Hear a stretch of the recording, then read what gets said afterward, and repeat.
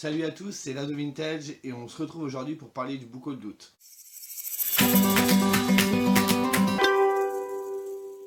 Alors comme d'habitude, je vais commencer comme j'ai toujours fait, je vais commencer par les mangas, donc série en cours, nouvelle série entamée, il y en a quelques-unes. Et ensuite les achats. Et puis on finira par achat neuf, achat d'occasion, je pense que je ferai comme d'habitude. Donc tout d'abord, j'ai pris le tome 5 de Alpi's Soul Sender, donc chez Kiun. J'avais parlé des 4 premiers tomes pas si longtemps que ça. Je vais assez vite parce que ces tomes, je vous les montre à chaque fois. Chez Delcourt Tonkam, le tome 9 de Maison Ikoku, donc c'est l'avant-dernier tome. Le tome 5 de Sailor Moon, donc l'éternelle édition. Le tome 4 de Banana Fish chez Panini Manga. Alors ceux-là je ne les ai jamais montrés, mais j'ai le 1 dans ma palle depuis, dans mes mangas depuis un petit moment. C'est le tome 2 et le tome 3 de Tsukasa Ojo de City Hunter, donc Nicky Larson.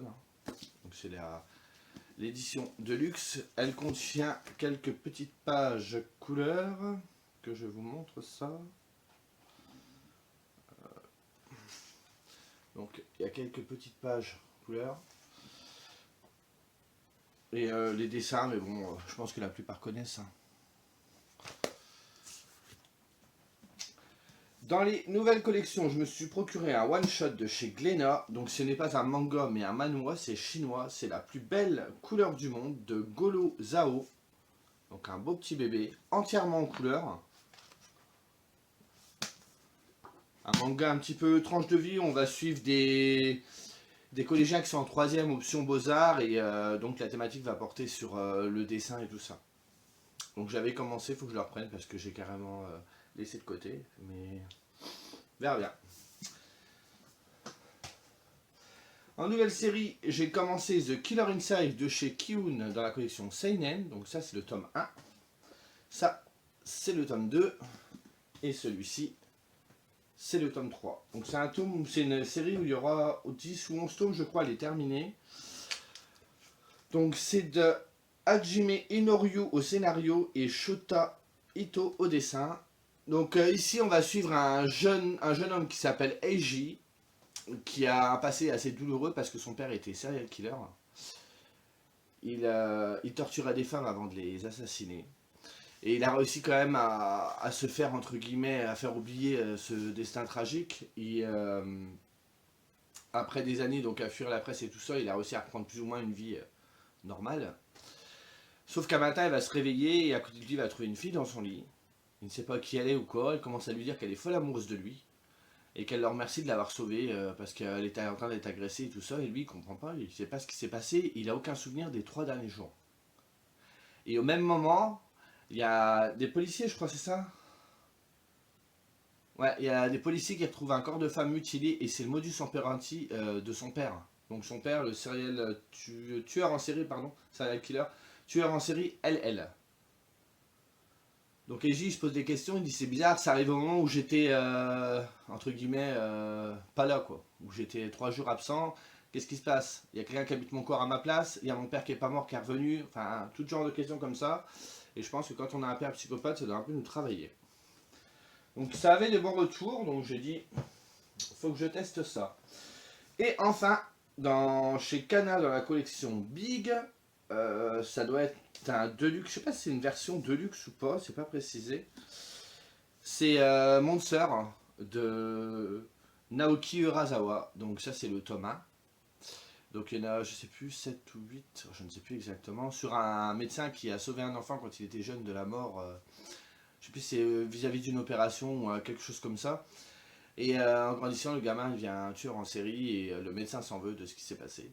Et il y a une enquête qui est menée pour essayer de le retrouver. Je n'en sais pas beaucoup plus, mais c'est culte. Donc pour les mangas, c'est terminé. Ensuite, je suis passé à France Loisirs pour acheter, comme d'habitude, l'achat du trimestre.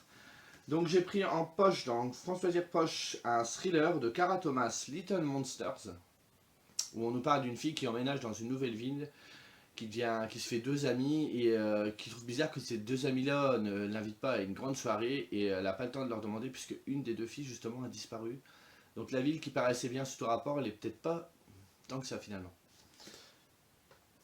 Et j'ai également pris encore un intégral, parce que moi j'adore les intégrales chez François Dire, donc celui-là m'intéressait beaucoup.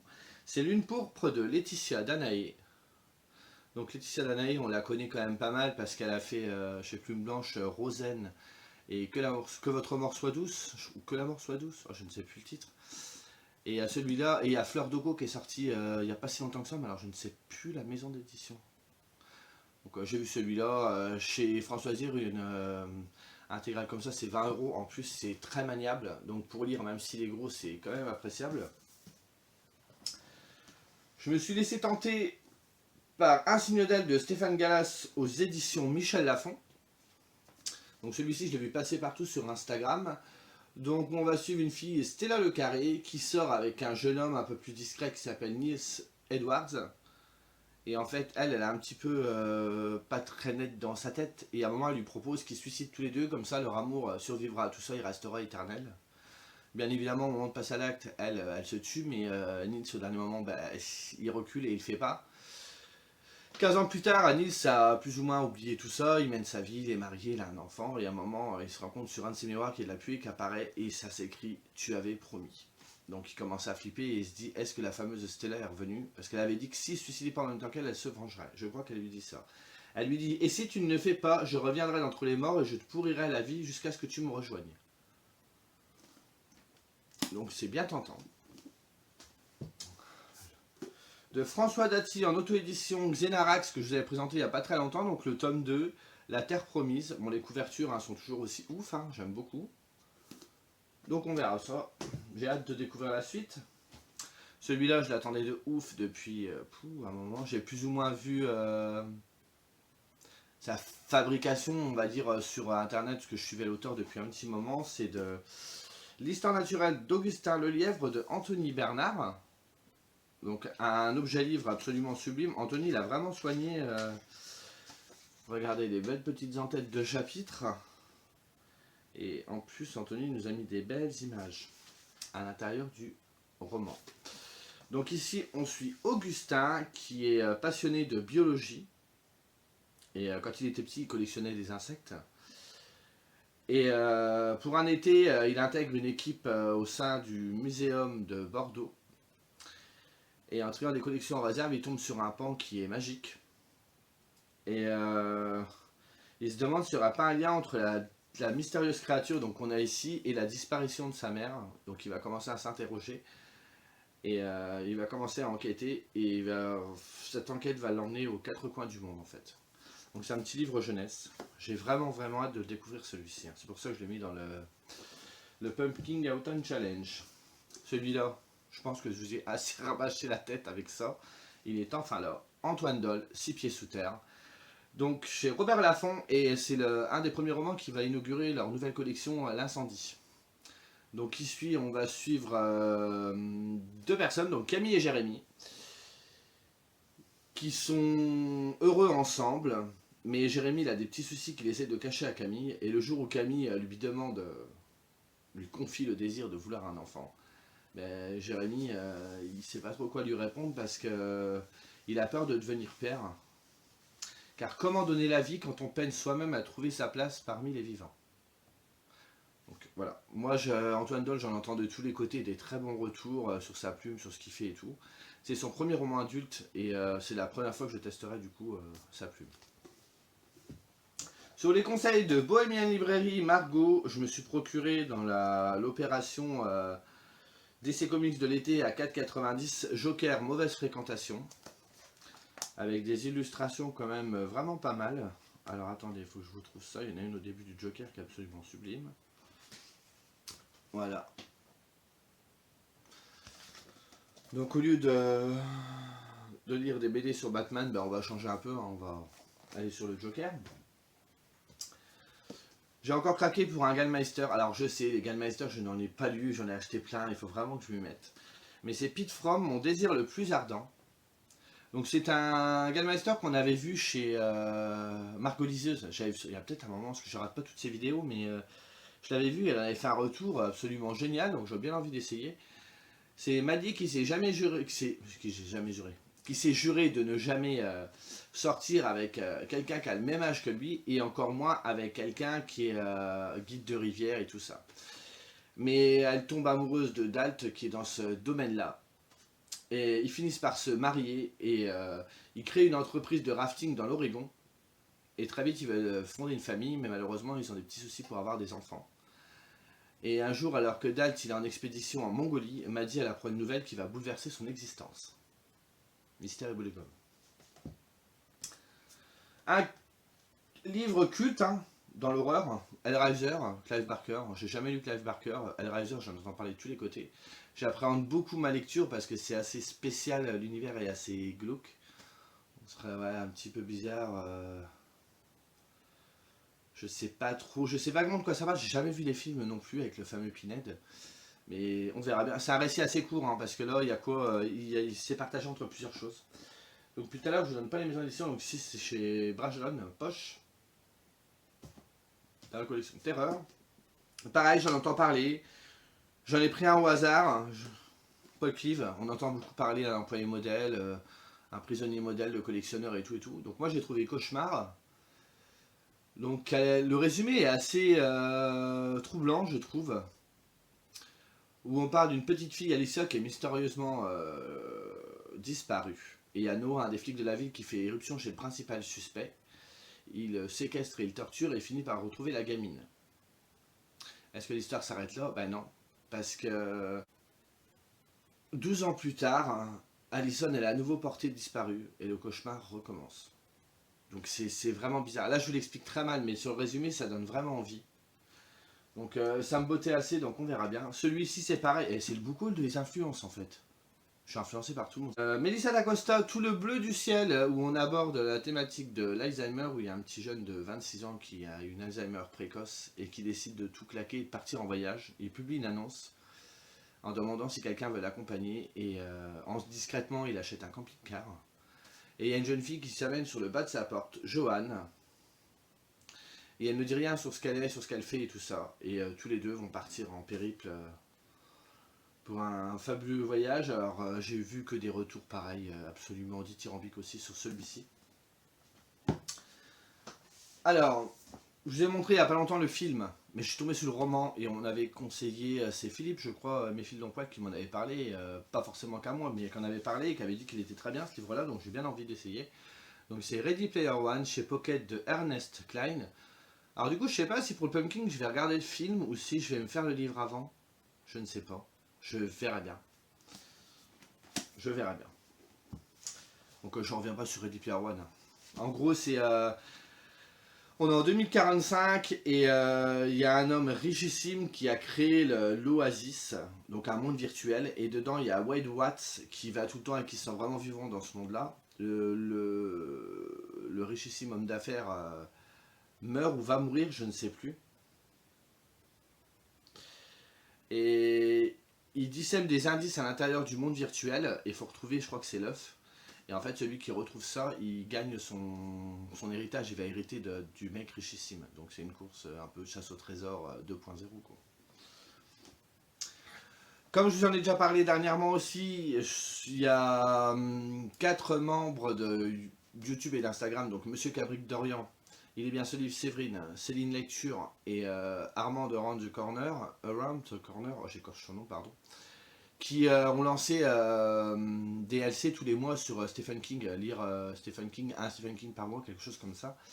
Donc ils avaient commencé avec Shining, donc je vous en avais parlé dernièrement. Ensuite, là en ce moment ils sont sur Saw 1 pour août pardon, et septembre c'est Saw 2 je crois. Et je sais que dans la foulée il y a Salem et la ligne verte, donc moi je les ai déjà, hein, ils sont derrière là, mais j'adorais trop la couverture, je la trouve qu'elle fait trop Halloween. Et j'ai pris également la ligne verte.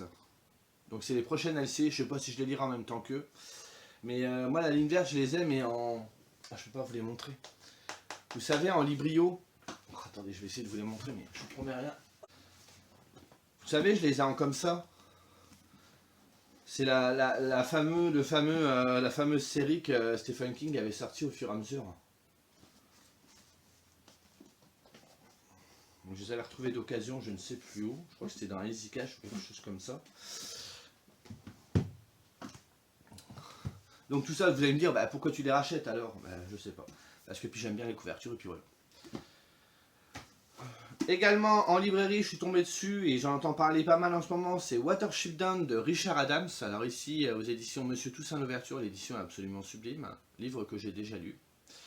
Où on suit des petits lapins en fait qui sont dans une garenne et les hommes vont détruire la garenne pour construire une route, on ne sait pas trop exactement, mais enfin ils vont détruire l'état naturel des lapins. Et du coup, on va suivre leur périple pour retrouver une nouvelle garenne et reconstituer une nouvelle colonie pour perpétuer leur espèce. Donc, il est déjà lu, je vous en reparlerai prochainement. Bon, là, c'est pareil, tout le monde les a lus, je pense que tout le monde les a achetés ou presque.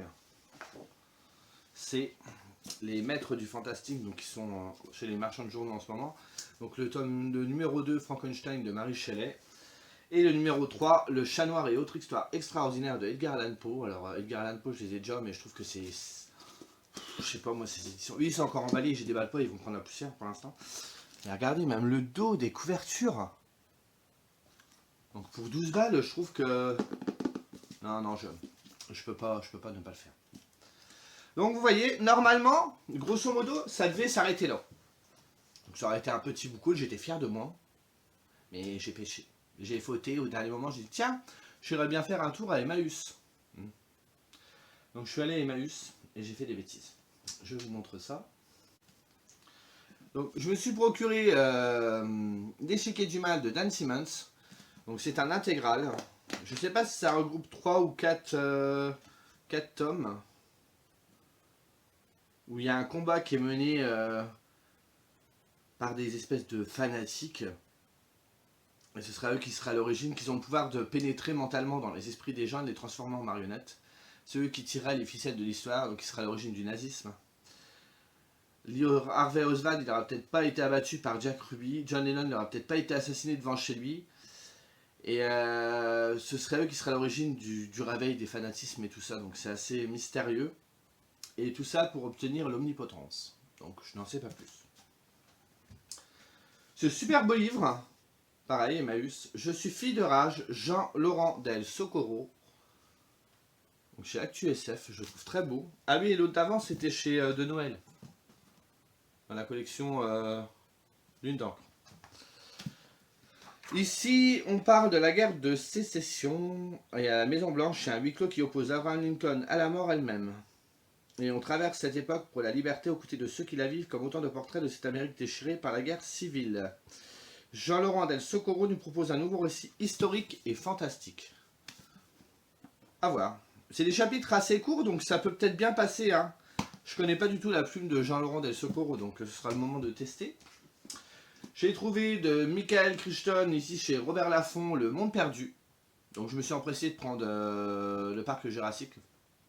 Moi c'est marqué le parc Jurassique, c'est Jurassic Park, vous le connaissez tous. Là c'est le deuxième. Je savais pas que le livre existait aussi du 2. Je savais le premier, mais le 2 je savais pas.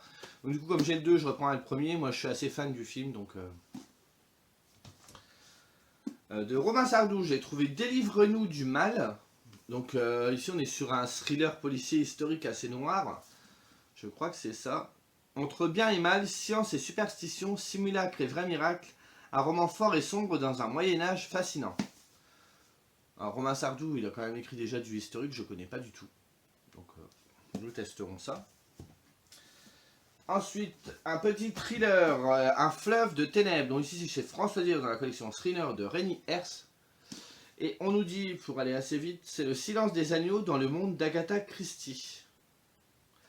Je sais que quand le roman commence, nous sommes en 1921 et il y a un jeune flic, je crois que c'est un flic, hein, qui commence dans la police et quand ils arrivent dans un manoir, toute la famille elle a été massacrée et pourtant il n'y a pas de trace de lutte en fait.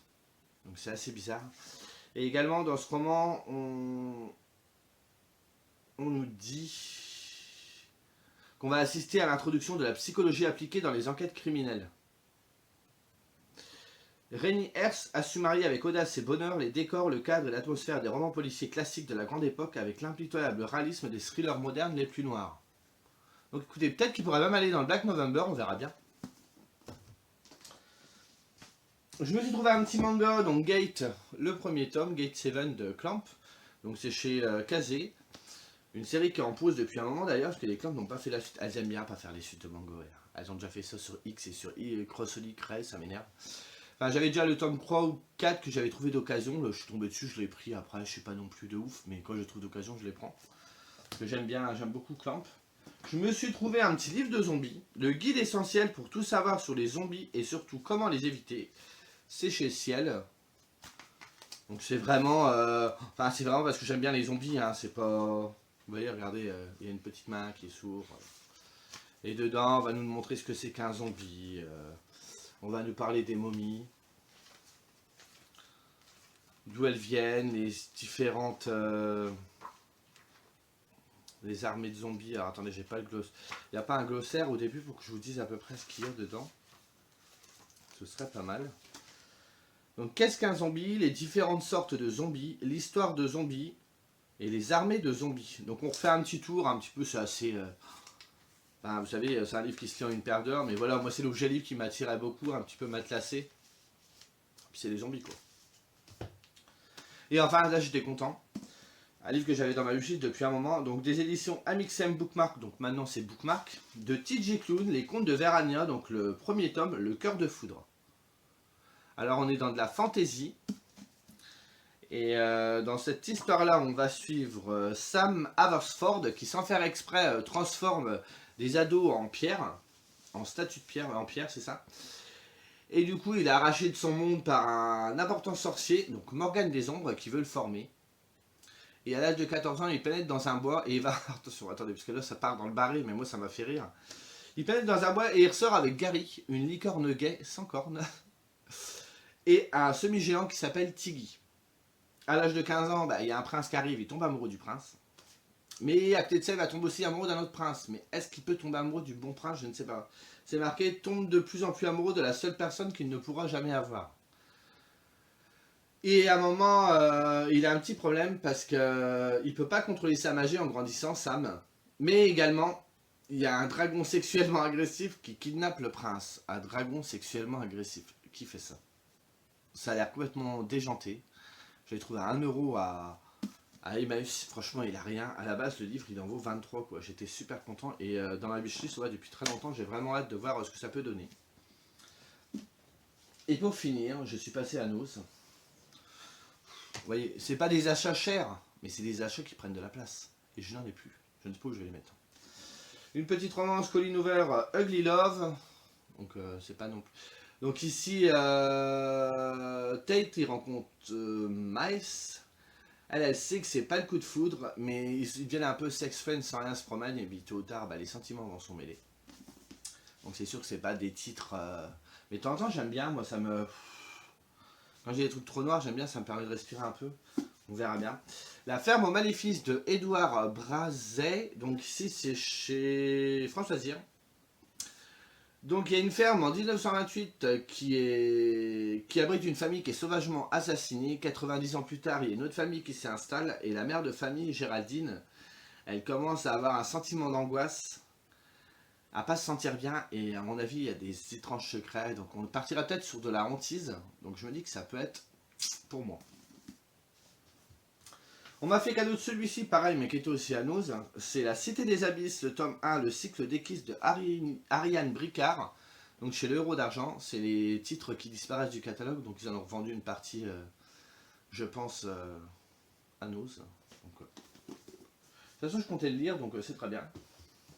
Le fameux livre Demain de Damien Andiben, que je vous ai déjà présenté chez Stéphane Marsan, que je vous avais présenté dans une vidéo précédente, où on suivait un chien qui est en compagnie de son maître alchimiste depuis des années, des années et des années. Hein. Jusqu'au jour où son maître il disparaît. Le chien décide de l'attendre pendant un siècle. Et il finit par partir à sa recherche. Et il a dit qu'il retournera terre et ciel s'il faut, mais il retrouvera son maître. Donc moi, histoire de chien, team chien, forcément.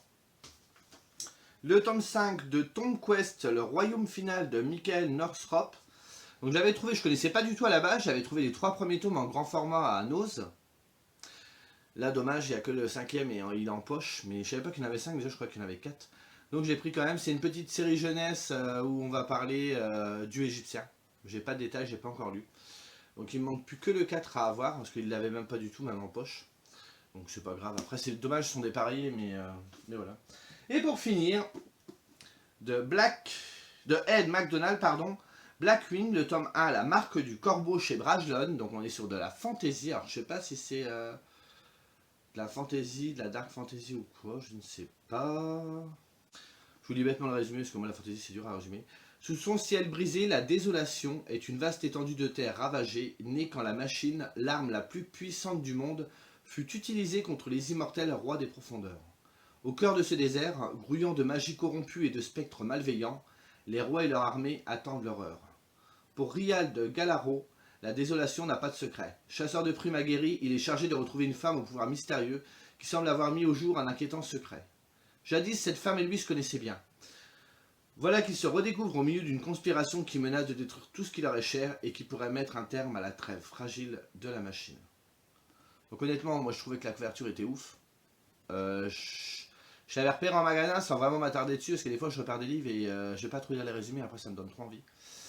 Et au final, quand je l'ai vu, j'ai déjà vu des contres en parler, donc ça peut peut-être le faire. J'espère que c'est pas trop ardu, parce que moi j'ai toujours peur quand c'est trop hard, vous savez, la fantaisie en fait. Mais il faut que j'essaye, on verra bien. Donc voilà, vous voyez, résultat. Au début j'étais bien parti, puis à la fin j'ai vrillé. Enfin. J'espère que j'ai pas été trop vite. S'il y a des titres que vous avez lus, n'hésitez pas à me dire ce que vous en avez pensé. Et s'il y en a qui vous intéressent ou quoi, bah dites-le moi aussi, ça nous permettra de discuter un petit peu. Voilà. Bon ben moi je vous dis à la prochaine. Allez, salut!